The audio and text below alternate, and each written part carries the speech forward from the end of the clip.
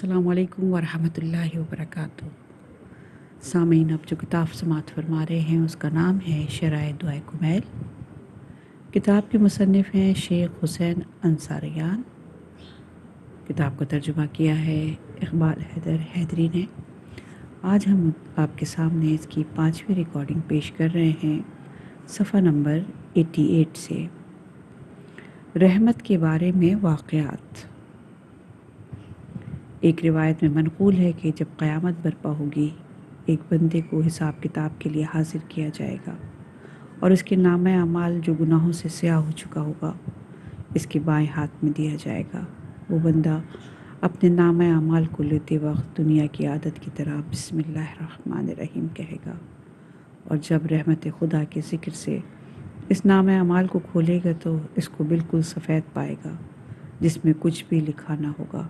देख कर कहेगा कि इसमें तो कुछ भी नहीं लिखा है, मैं कैसे पढ़ूं? उस वक्त फरिश्ते कहेंगे, इस नामे अमाल में तेरी बुराइयां और ख़ताएँ लिखी हुई थीं, लेकिन इस बिस्मिल्लाह की बरकत से तमाम ख़त्म हो गई और खुदावंद मन्नान ने तुझे माफ़ कर दिया। ये वाक़या तफसीरुल फातिहा अल किताब सफ़ा नंबर 74 में मौजूद है। जनाब ईसा अलैहिस्सलाम और गुनाहगार। रिवायत में बयान हुआ है कि एक रोज़ जनाब ईसा अलैहिस्सलाम अपने कुछ हवारियों के साथ एक रास्ते से गुज़र रहे थे। नागहां एक बहुत गुनाहगार शख्स जो फ़िस्क़ व फ़ुजूर से मारूफ़ था रास्ते में मिला। आतिश हसरत इसके सीने में जलने लगी और इसकी आंखों से निदामत के आंसू बहने लगे। इसने अपने ऊपर एक नज़र की। अफसोस के साथ इसने जिगर सोज और खून दिल से एक आह निकाली और ज़बान हाल से कहा, पालने वाले, मेरा हाथ खाली और आंखें पुराशोभ हैं। जहन परगंदा, दिल जला हुआ है और सीना कबाब है। नाम अमाल सयाह हैं और उम्र बर्बाद, बेकार कोशिश बेसमर। लिहाजा अपने फ़ज़ल व करम ही से मेरी मदद फरमा। और इसने ये सोचा कि मैंने उम्र भर कोई कार्य खैर अंजाम नहीं दिया है, लिहाजा मैं किस तरह पाक अफराद के साथ चल पाऊँगा। लेकिन चूँकि ये खुदा के महबूब बंदे हैं, अगर उन्होंने कबूल कर लिया तो चंद कदम इनके साथ चलने में कोई हर्ज भी नहीं। लिहाजा इन असाब के साथ कुत्ते की शक्ल में फरियाद करता हुआ चलने लगा।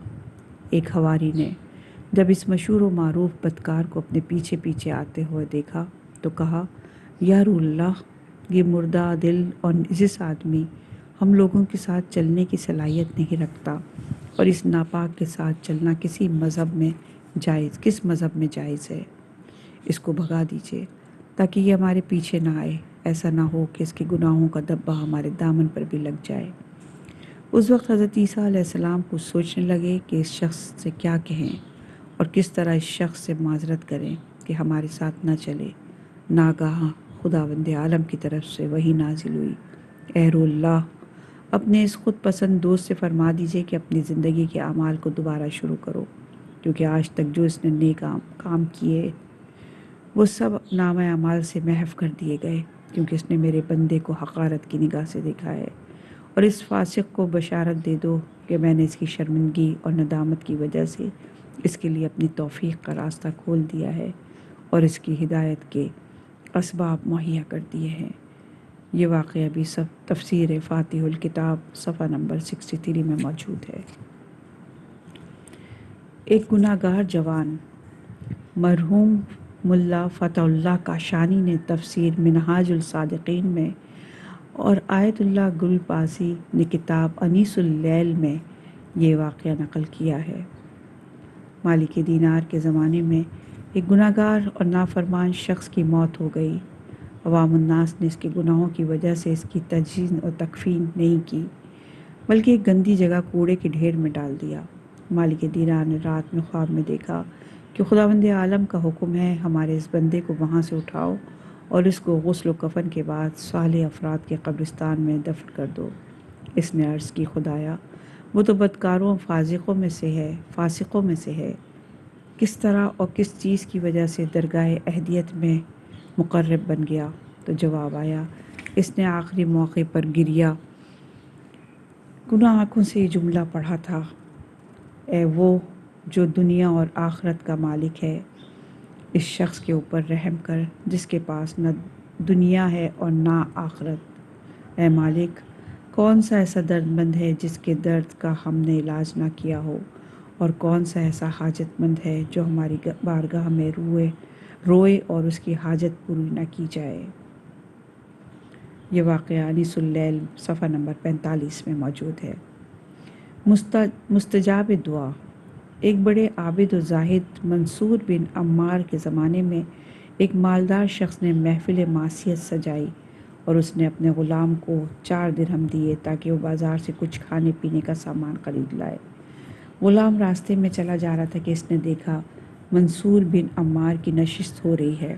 سوچا کہ دیکھوں منصور بن عمار کیا کہہ رہے ہیں، تو اس نے سنا کہ عمار اپنے پاس بیٹھنے والوں سے کچھ طلب کر رہے ہیں اور کہہ رہے ہیں، کون ہے جو مجھے 4 درہم دے تاکہ میں اس کے لیے 4 دعائیں کروں۔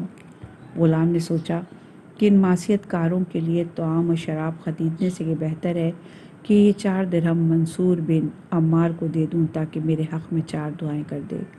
یہ سوچ کر اس نے وہ 4 درہم منصور کو دیتے ہوئے کہا، میرے حق میں 4 دعائیں کر دو۔ اس وقت منصور نے سوال کیا، تمہاری دعائیں کیا کیا ہیں، بیان کرو۔ اس نے کہا، پہلی دعا یہ کرو کہ خدا مجھے غلامی کی زندگی سے آزاد کر دے۔ دوسری دعا یہ ہے کہ میرے خواجہ یعنی میرے آقا کو توبہ کی توفیق دے۔ اور تیسری دعا یہ ہے کہ یہ 4 درہم مجھے واپس مل جائیں۔ اور چوتھی دعا یہ ہے کہ مجھے اور میرے خواجہ اور خواجہ کے اہل مجلس کو معاف کر دے۔ چنانچہ منصور نے یہ 4 دعائیں اس کے حق میں کی، اور وہ غلام خالی ہاتھ اپنے آقا کے پاس چلا گیا۔ اس کے آقا نے کہا، کہاں تھے؟ غلام نے کہا، میں نے 4 درہم دے کر 4 دعائیں خریدی ہیں۔ تو آقا نے سوال کیا، وہ 4 دعائیں کیا ہیں؟ تو غلام نے کہا، پہلی دعا یہ ہے کہ میں آزاد ہو جاؤں۔ تو اس کے آقا نے کہا، جا، تم راہ خدا میں آزاد ہو۔ اس نے کہا، دوسری یہ دعا تھی کہ میرے آقا کو توبہ کی توفیق ہو۔ اس وقت آقا نے کہا، میں توبہ کرتا ہوں۔ اس نے کہا، تیسری دعا یہ تھی کہ ان 4 درہم کے بدلے مجھے 4 درہم واپس مل جائیں۔ چنانچہ یہ سن کر اس کے آقا نے 4 درہم عنایت کر دیے۔ اس نے کہا، چوتھی دعا یہ کہ خدا مجھے، تجھے اور اہل محفل کو بخش دے۔ یہ سن کر اس آقا نے کہا، جو کچھ میرے اختیار میں تھا میں نے اس کو انجام دیا۔ تیری، میری اور اہل مجلس کی بخشش میرے ہاتھ میں نہیں ہے۔ چنانچہ اسی رات اس آقا نے خواب میں دیکھا کہ ہاتف غیبی خدا کی طرف سے آواز دے رہا ہے کہ اے میرے بندے، تو نے اپنے فقر اور ناداری کے باوجود اپنے وظیفے پر عمل کیا، کہ ہم اپنے بے انتہا کرم کے باوجود اپنے وظیفے پر عمل نہ کریں؟ ہم نے تجھے، تیرے غلام اور تمام اہل مجلس کو بخش دیا۔ خدائے کریم کی بارگاہ میں حاضری۔ ایک مرد حکیم ایک راستے سے چلا جا رہا تھا۔ راستے میں اس نے دیکھا کہ کچھ لوگ ایک جوان کو اس کے گناہ اور فساد کی وجہ سے اس علاقے سے باہر نکال رہے ہیں، اور ایک عورت اس کے پیچھے پیچھے بہت زیادہ روتی پیٹتی ہوئی جا رہی ہے۔ میں نے سوال کیا، یہ عورت کون ہے؟ تو لوگوں نے جواب دیا، اس کی ماں ہے۔ میرے دل میں رحم آیا، لہٰذا میں نے ان لوگوں سے اس کے بارے میں سفارش کی اور کہا، اس دفعہ اس کو معاف کر دو، اور اگر اس نے دوبارہ یہی کام کیا تو پھر اس کو شہر بدر کر دینا۔ وہ مرد حکیم کہتا ہے، ایک زمانے کے بعد اس قریے سے دوبارہ گزر ہوا تو میں نے دیکھا کہ ایک دروازے کے پیچھے سے نالہ و فریاد کی آوازیں بلند ہیں۔ میں نے دل میں سوچا، شاید اس جوان کو گناہوں کی وجہ سے شہر بدر کر دیا گیا ہے، اور اس کی ماں اس کی جدائی میں نالہ و فریاد کر رہی ہے۔ میں آگے بڑھا اور دروازے پر دستک دی۔ ماں نے دروازہ کھولا تو میں نے اس جوان کی حالت دریافت کی ہے۔ تو ماں بولی، وہ تو مر گیا، لیکن کس طرح مرا؟ جس وقت اس کا آخری وقت تھا تو اس نے کہا، اے ماں، پڑوسیوں کو میرے مرنے کی خبر نہ کرنا، میں نے ان کو بہت تکلیف دی ہے، اور ان لوگوں نے بھی میرے گناہوں کی وجہ سے میری سرزنش کی ہے۔ میں نہیں چاہتا کہ وہ لوگ میرے جنازے میں شریک ہوں، لہٰذا خود ہی میرے غسل و کفن کرنا۔ اور ایک انگوٹھی نکال کر دی اور کہا، کچھ دنوں پہلے میں نے اس کو خریدا ہے، اور اس پر بسم اللہ الرحمن الرحیم لکھا ہے، اس کو میرے ساتھ دفن کر دینا، اور قبر کے پاس خدا سے میری شفاعت کرنا تاکہ خدا میرے گناہوں کو بخش دے۔ چنانچہ میں نے اس کی وصیت پر عمل کیا، اور جس وقت اس کی قبر کے پاس سے واپس آ رہی تھی تو گویا مجھے ایک آواز سنائی دی، اے ماں، اطمینان سے چلی جاؤ، میں خداوند کریم کے پاس پہنچ گیا ہوں۔ یہ واقعہ بھی تفسیر روح البیان جلد اول صفحہ نمبر 337 پر موجود ہے۔ توبہ کے بعد توبہ۔ عطار منطق التیر میں روایت کرتے ہیں، ایک شخص مسلسل گناہ اور معصیت کے بعد توبہ کرنے کی توفیق حاصل کرتا ہے، اور توبہ کے بعد پھر ہوائے نفس کے غلبے کی وجہ سے گناہ کا مرتکب ہو جاتا ہے۔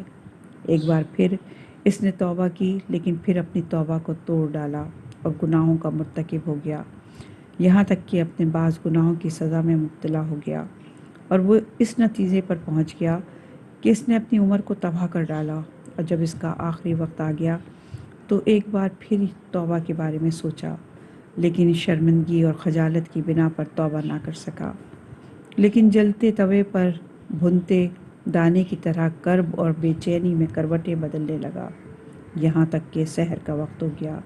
اس موقع پر ہاتف غیبی نے ندا دی، اے گناہگار، خداوند عالم فرماتا ہے، جب تو نے پہلی دفعہ توبہ کی تو میں نے تجھے بخش دیا، لیکن تو نے اپنی توبہ کو توڑ ڈالا، حالانکہ میں تجھ سے انتقام لے سکتا تھا، لیکن میں نے تجھے مہلت دی، یہاں تک کہ تو نے دوبارہ توبہ کی، اور میں نے تیری توبہ قبول کر لی، لیکن تو نے تیسری مرتبہ بھی اپنی توبہ کو توڑ ڈالا اور گناہ اور معصیت میں غرق ہو گیا، اور اگر تو اب بھی توبہ کرنا چاہتا ہے تو توبہ کر لے، میں تیری توبہ قبول کروں گا۔ یہ واقعہ انیس اللیل صفحہ نمبر 45 میں موجود ہے۔ دعا کے ذریعے گمراہی سے نجات۔ عطار منطق الطیر میں روایت کرتے ہیں، ایک روز حضرت روح الامین سدرۃ المنتہا پر تھے، دیکھا کہ پروردگار عالم کی طرف سے لبیک لبیک کی آواز آ رہی ہے، لیکن یہ معلوم نہ ہو سکا یہ لبیک کس کے جواب میں کہی جا رہی ہے۔ سوچا کہ اس شخص کو پہچانے جس کی جواب میں لبیک کہی جا رہی ہے۔ تمام زمین و آسمان میں نظر دوڑائی، کوئی نظر نہیں آیا۔ دیکھا اس وقت بھی بارگاہ رب العزت سے مسلسل لبیک لبیک کی آواز آ رہی ہے۔ اس کے بعد پھر دیکھا کوئی ایسا شخص نظر نہیں آیا جو خداوند عالم کے لبیک کا مستحق ہو۔ عرض کیا، پالنے والے، مجھے اس بندے کو دکھا دے جس کی گریہ و زاری کے جواب میں تو لبیک کہہ رہا ہے۔ اس وقت خطاب پروردگار ہوا، سرزمین روم پر دیکھا تو روم کے ایک بت کدے میں ایک بت پرست ابر باران کی طرح گریہ کر رہا ہے اور اپنے بت کو پکار رہا ہے۔ جناب جبرائیل نے اس واقعے کو دیکھ کر جوش و خروش میں آ کر عرض کی، پالنے والے، میری آنکھوں سے حجاب اٹھا لے کہ ایک بت پرست اپنے بت کو پکار رہا ہے، اس کے سامنے رو رہا ہے، اور تو ہے کہ اپنے لطف و کرم سے اس کے جواب پر لبیک کہہ رہا ہے۔ تو آواز قدرت آئی، میرے بندے کا دل سیاہ ہو چکا ہے، اسی وجہ سے وہ راستہ بھٹک گیا ہے، لیکن چونکہ مجھے اس کا راز و نیاز اچھا لگا، لہٰذا اس کا جواب دے رہا ہوں، اور اس کی آواز پر لبیک کہہ رہا ہوں، تاکہ اسی وجہ سے راہ ہدایت پر آ سکے۔ چنانچہ اسی وقت اس کی زبان پر خداوند مہربان کا کلمہ جاری ہو گیا۔ یہ واقعہ بھی انیس اللیل صفحہ نمبر 46 پر موجود ہے۔ بدبختوں کی فہرست سے نام کاٹ کر نیک بختوں کی فہرست میں لکھا گیا۔ صاحب تفسیر فاتح الکتاب، جو عرفانی اور علمی کتابوں میں سے ایک اہم کتاب ہے اور فیض کاشانی کے زمانے کے بعد ایک دانشور نے لکھی ہے۔ کہتے ہیں بنی اسرائیل میں ایک عابد و زاہد تھا جس نے تمام لوگوں کو چھوڑ کر ایک خلوت گاہ بنائی، اور وہاں پر وہ ایسی عبادت کیا کرتا تھا جس کی بنا پر وہ محبوب ملائکہ بن گیا تھا۔ وہی پروردگار کے رازدار جناب جبرائیل نے اس کی زیارت کی تمنا کی اور آسمان سے زمین پر آنے کی اجازت طلب کی، تو آواز قدرت آئی، اے جبرائیل، لوح محفوظ میں دیکھو اس کا نام کہاں لکھا ہے۔ جبرائیل نے دیکھا، اس کا نام بدبختوں کی فہرست میں لکھا ہوا ہے۔ تعجب کیا اور اس کے دیدار کے ارادے کو ترک کر دیا، اور بارگاہ پروردگار میں عرض کی، پالنے والے، تیرے حکم کے مقابلے میں کوئی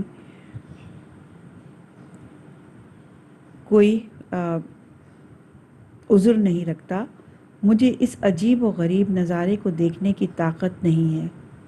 خطاب ہوا، چونکہ تمہارے دل میں اس کی دیدار کی تمنا تھی، لہٰذا اس کے پاس جاؤ اور جو کچھ دیکھا ہے اس کو باخبر کر دو۔ جناب جبرائیل اس عابد کی خانقاہ کی طرف روانہ ہوئے تو اس کا بدن بہت نحیف و کمزور ہے۔ اس کے دل میں شوق و محبت کی آگ لگی ہوئی ہے۔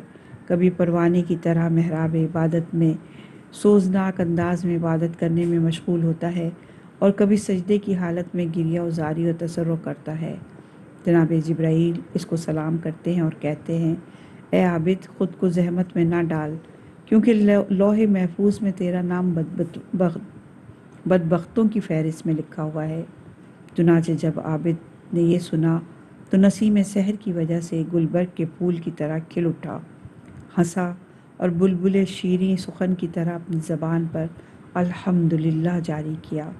اس وقت جناب جبرائیل نے کہا، اے ناچار بوڑھے، تجھے تو اس دل سوز دردناک غم کی خبر سن کر انا للہ کہنا چاہیے تھا، اور تو ہے کہ الحمدللہ کہہ رہا ہے۔ تیرے لیے تو تعزیت اور تسلیت کا مقام تھا اور تو خوشی و مسرت کا اظہار کرتا ہے۔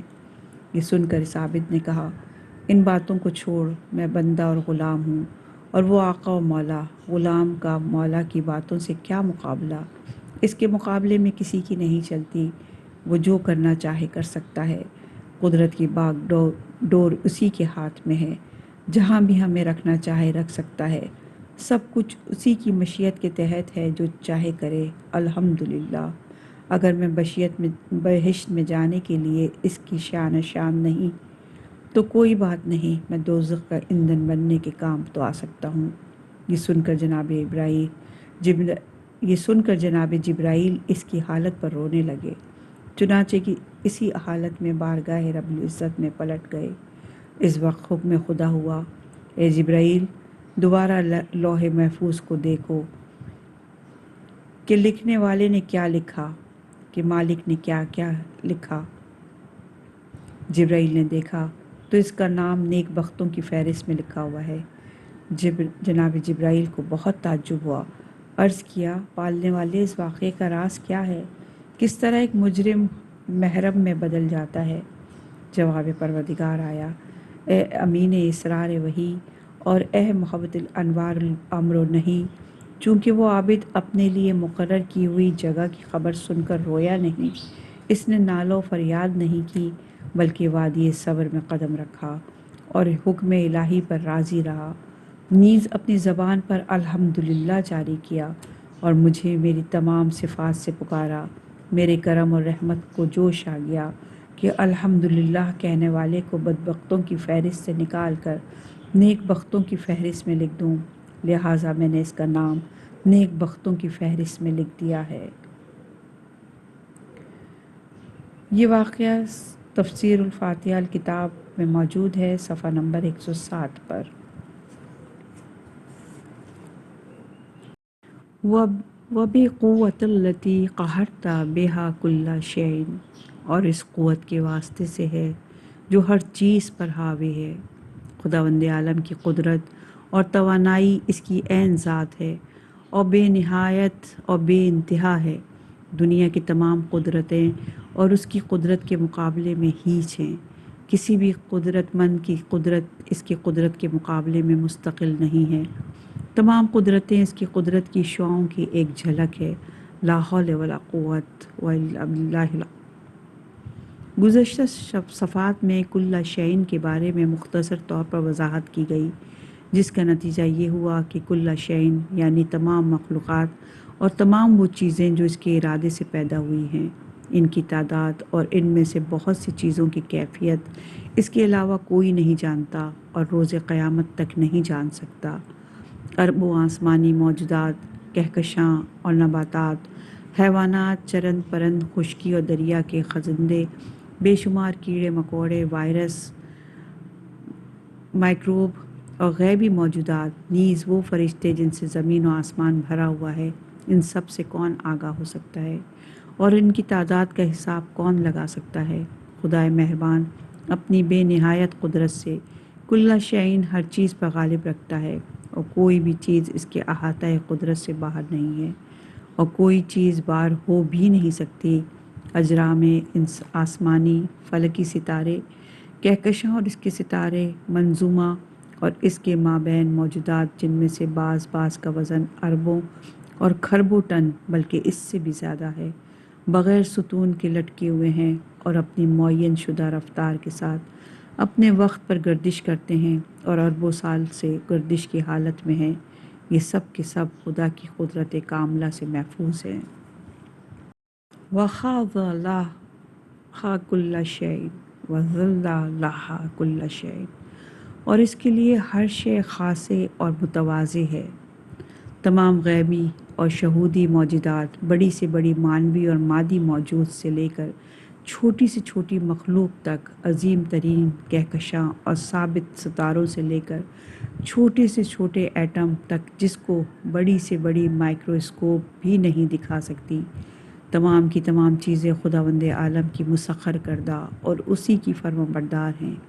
اسی کے حکم کے سامنے سبھی سر تسلیم خم کیے ہوئے ہیں اور سب کے سب اس کا حکم ماننے کے لیے حاضر ہیں، نیز ان کے اندر مخالفت اور معصیت کا ذرا بھی تصور نہیں پایا جاتا۔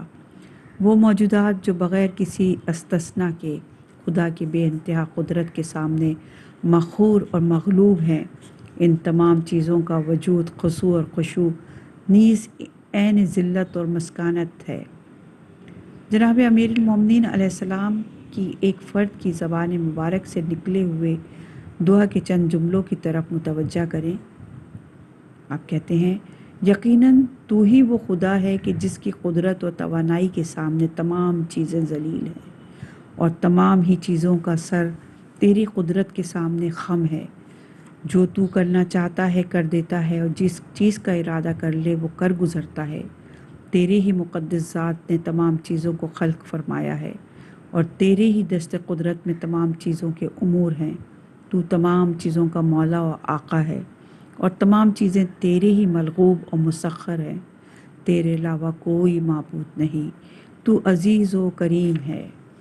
بے شک تیری رحمت سبھی چیزوں پر چھائی ہوئی ہے اور تیری بے نہایت قدرت تمام چیزوں پر غالب ہے۔ تیرا ہی وجود بابرکت ہے جس کی قدرت کے سامنے تمام چیزیں ذلیل و خوار ہیں۔ لہٰذا اس کے لیے کام بہت آسان ہے کہ اس بندے کی دعا قبول کر لے جو خلوص اور انکساری کے ساتھ حالت خضوع و خشوع میں روتے اور گڑگڑاتے ہوئے شب جمعہ جیسی مبارک رات میں دعا کر رہا ہو، اور اس کے لیے بہت ہی زیادہ آسان ہے کہ وہ اس بندے کی حاجت روائی کے لیے زمین و آسمان میں موجود اپنے لشکر اس کی امداد کے لیے بھیجے تاکہ وہ اس کو دنیاوی اور اخروی مقاصد تک پہنچا دے۔ جو شخص تواضع اور انکساری کے ساتھ اس کی رحمت و قدرت کا واسطہ دے کر پکار رہا ہو اور اس کی رحمت و قدرت کے علاوہ کوئی رحمت اور قدرت اس کے پیش نظر نہ ہو، کیا اس کی دعا کا باب اجابت سے نہ ٹکرانا ممکن ہے؟ ہرگز نہیں۔ کوئی ضعیف و ناتواں موجود اس کی حاجت روائی نہیں کر سکتا اور دعا کرنے والے کی دعا کو مستجاب نہیں کر سکتا مگر صرف وہ جو غنی ہے اور رحمت واسعہ اور قدرت کاملہ کا مالک ہے، جس کے قبضہ قدرت میں تمام چیزیں ہیں، اپنے بندوں کی مصلحت اور اپنی حکمت کی بنا پر اپنے بندوں کی دعائیں قبول کرتا ہے اور مانگنے والوں کی جھولی بھر دیتا ہے۔ صحیفہ سجادیہ کی دعا نمبر 13 میں وارد ہوا ہے۔ آپ فرماتے ہیں، تو نے مخلوقات کو فقر کی طرف نسبت دی کہ وہ واقعاً تیرے محتاج ہیں، لہٰذا جو شخص بھی اپنی حاجت کو تیری بارگاہ سے پورا کرنا چاہتا ہے وہ اپنے نفس سے فقر کو تیرے ذریعے دور کرنا چاہتا ہے۔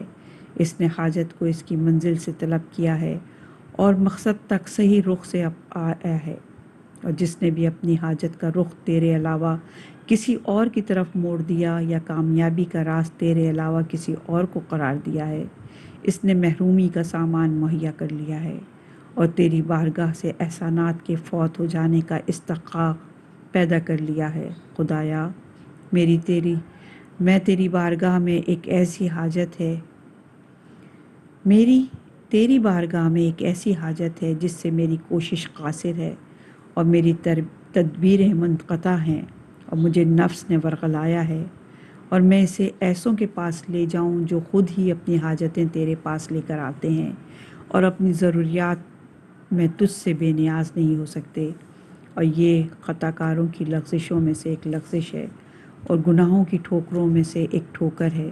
اس کے بعد تیری یاد دہانی کے ذریعے میں خواب غفلت سے چونک پڑا اور تیری توفیق کے سہارے اپنی لغزش سے اٹھ کھڑا ہوا اور تیری رہنمائی سے اپنی ٹھوکر سے پلٹ پڑا، اور میں نے فوراً اعلان کر دیا کہ میرا رب پاک و پاکیزہ ہے، کوئی محتاج کسی محتاج سے کیسے سوال کر سکتا ہے، اور فقیر کسی فقیر کی طرف کس طرح رغبت کر سکتا ہے۔ یہ سوچ کر میں نے تیری طرف رغبت کی اور اپنی امیدوں کو لے کر تیری بارگاہ میں حاضر ہو گیا کہ مجھے تجھ پر بھروسہ تھا، اور مجھے معلوم تھا کہ جس کثیر کا سوال کر رہا ہوں وہ تیری عطا کے مقابلے میں قلیل ہے، اور جس عظیم کا تقاضا کر رہا ہوں وہ تیری وسیع بارگاہ میں حقیر ہے۔ تیرا کرم کسی کے سوال سے تنگ نہیں ہوتا، اور تیرے ہاتھ عطا کرنے والے میں ہر ہاتھ سے بالاتر رہتے ہیں۔ تمام ممکنات ایک روز عدم میں محض تھے، موجود ہی نہیں تھے کہ قابل ذکر ہوتے، تیرے ارادہ اور قدرت کے زیر سایہ پیدا ہوئے، اور ان کی زندگی بھی تیرے ہی لطف و کرم کی بدولت ہے۔ کسی بھی طرح کا کوئی استقلال نہیں رکھتے، ان کی پیشانی پر فقر ذاتی اور ذلت و خواری کی مہر لگی ہوئی ہے، اور تیری قدرت ازلی کے سامنے خاکساری اور ذلت کی حالت میں سجدہ ریز ہیں۔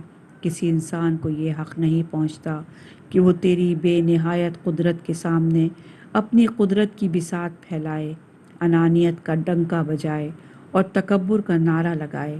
اپنی اس کم بذاتی جس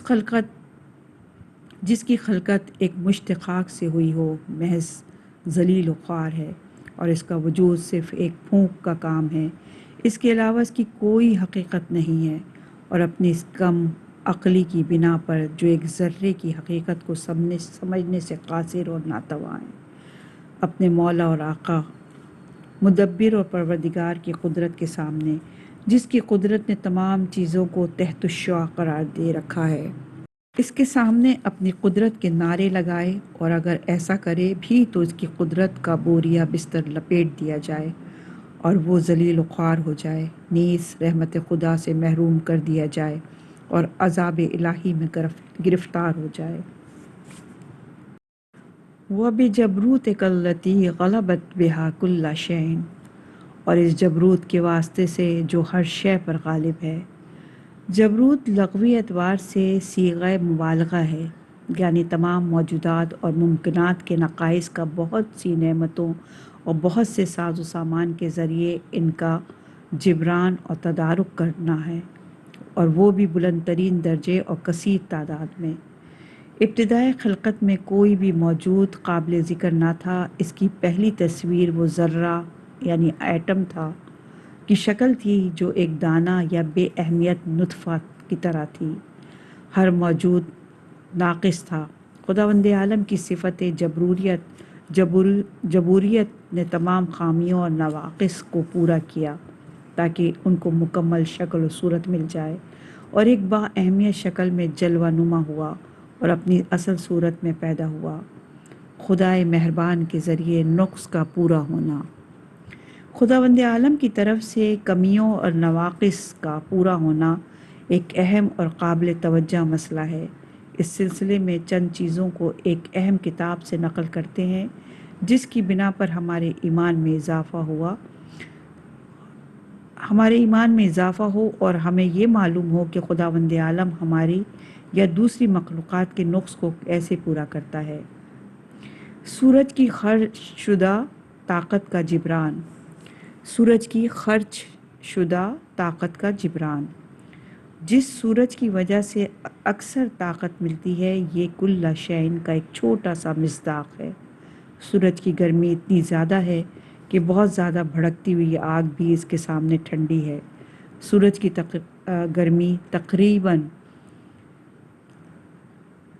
6093 سینٹی گرام ہے، اور اس کے اندر کی گرمی کو اس سے بھی کہیں زیادہ ہے۔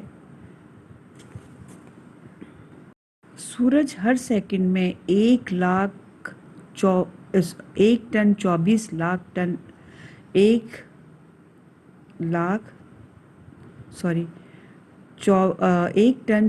लाख एनर्जी यानी ताकत फ़ज़ा में फैलाता है कि हर सूरज की 1 मिनट की गर्मी का कोयले के ज़रिए हासिल करना चाहें तो तकरीबन 6 टन 79 लाख कोयले को जलाना होगा।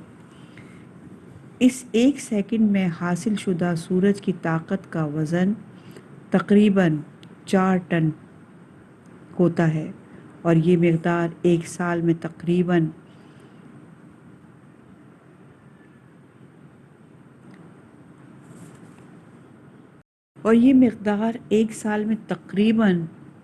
126 टन 144 लाख हो जाती है। और ये तय है कि अगर जलती हुई आग का ईंधन ख़त्म हो जाए तो आग खामोश हो जाती है। लिहाजा जब सूरज कोई ईंधन नहीं लेता और हर साल इतनी ताकत खर्च करता है तो फिर इसको ख़त्म हो जाना चाहिए था, जबकि अगर सूरज खालिस कोयले से बना होता तो 600 साल के बाद ख़त्म हो जाता। सामईन कराम, इस सवाल का जवाब सिर्फ सिफत जबरूत के ज़रिए हासिल होता है। इसने सूरज को गैस के एक अजीम पहाड़ की तरह बनाया है जिसका गैस सिकुड़ने और फैलने की बिना पर खोई ताकत दोबारा लौटा देता है। ये बात मशरिक़ और मग़रिब के बड़े बड़े दानिश्वरों की तहक़ीक़ का नतीजा है, जिसके बारे में किताब के हज़ारों सफ़ात लिखे जा चुके हैं, जो एक सादा जुमले में हम तक पहुँचा है। जी हाँ, वही है जो अशिया की खोई हुई ताकत को लौटाता है और सूरज की खोई हुई ताकत को वापस पलटता है। इसकी सिफत जबरूती की एक निशानी है। दरियाए खिज़र के जज़र व मदर का जिब्रान। दरियाए खिज़र की सतह आज़ाद दरिया से 67.6 मीटर नीचे है और इससे नीचे होती जाएगी। दरियाए खिज़र आज़ाद दरियाओं से मुत्तसिल नहीं है, लिहाजा उमूमी उक़यानूस के मद्दोजज़र के ताबे भी नहीं है। दरियाए खिज़र चूँकि छोटा है, लिहाजा चाँद की क़ुव्वत जाज़िबा से बहरामंद नहीं हो सकता, लिहाजा इस जज़र मद्दोजज़र नहीं होना चाहिए। इसके पानी को गंदा हो जाना चाहिए। दरियाए खिज़र, ये खज़र जो है खे, ज़े और रे, ईरान का एक समंदर है जो जज़र व मद दरिया के पानी में होने वाली तब्दीली को कहा जाता है।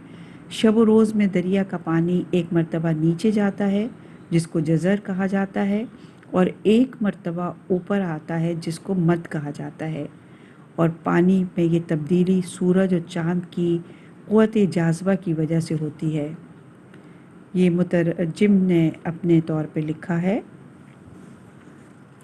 इसकी मछलियों को मर जाना चाहिए और उसके चारों साहिलों को गंदगी से भर जाना चाहिए और जानवरों का वहाँ वजूद नहीं होना चाहिए।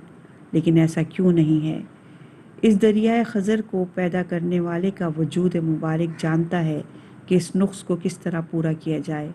इसने सरे नौक, खज़री और म्यानवा नामी हवाएं चलाईं ताकि अपनी पूरी क़ुव्वत के ज़रिए पानी को मुतहरिक करें, यहाँ तक कि जो दरिया इसमें गिरते हैं इसके पानी को ऊपर नीचे करे। ये हवाएं इस कदर ताकतवर होती हैं कि दरियाए खज़र के पानी को इस कदर ऊपर ले जाती हैं कि अक्सर किश्तियों के नाखुदा इसका मुकाबला करने से कासिर हैं। ये हवाएं एक दूसरा काम भी करती हैं, वो ये है कि दरियाए खज़र के शुमाल में मौजूद बादलों को जुनूब की तरफ भगा देती हैं, जिसकी बिना पर ईरान के शुमाली इलाके में बारिश होती है ताकि वहाँ पर खेती हरी भरी हो जाए। ये हवाएं इस दरिया के पानी को मर्दाब अनजली में ढकेल देती हैं ताकि मर्दाब यानी बहुत गहरा तालाब और गढ़ा को कहा जाता है का पानी साफ़ हो जाए। शहर गीलान का दरिया मुसलसल बारिशों की बिना पर अक्सर औक़ात मटियाला होता है, जिसमें जंगली घास वग़ैरह के बीज वग़ैरह होता है, और जब इस मर्दाब में मिट्टी भर जाती है इस पानी पर कफ यानी झाग पैदा हो जाता है।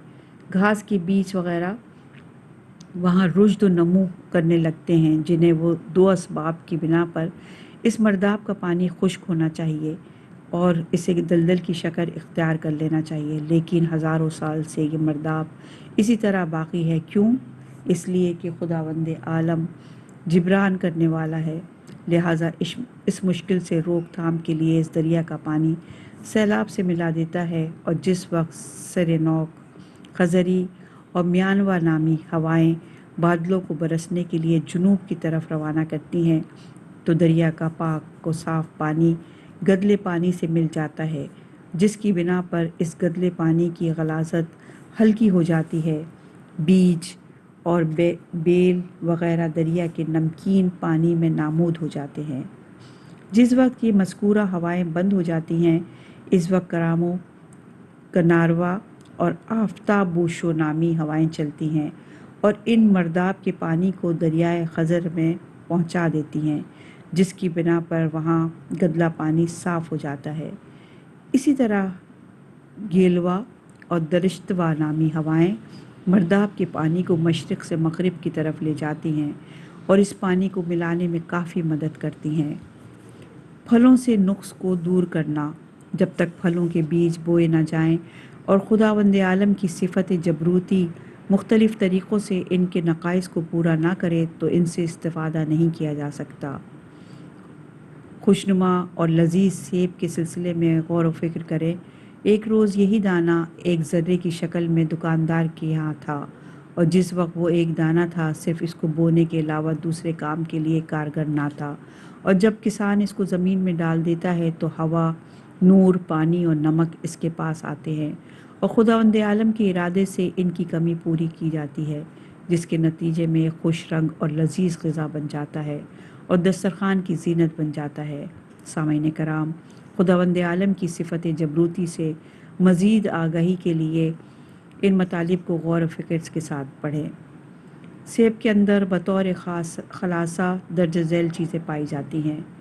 Nitrogen, तकरीबात, protein, ammo acid, lezim, अर्ज़ीन, हस्तादीन और टेरोज़न। मवाद मदनी यानी आयोडीन, पोटाशियम, बर्म, फास्फोरस, कैल्शियम, आयरन, तांबा, सोडियम, सल्फ़र, मैग्नीज़, कलई, मैग्नीशियम, जज़ाए नशास्ता, डेक्स्ट्रोज़, सेलुलोज़, पेंटाज़ान, स्टार्च यानी नशास्ता, शक्कर, ग्लूकोज, फ्रीटोज़, सेक्रोज़।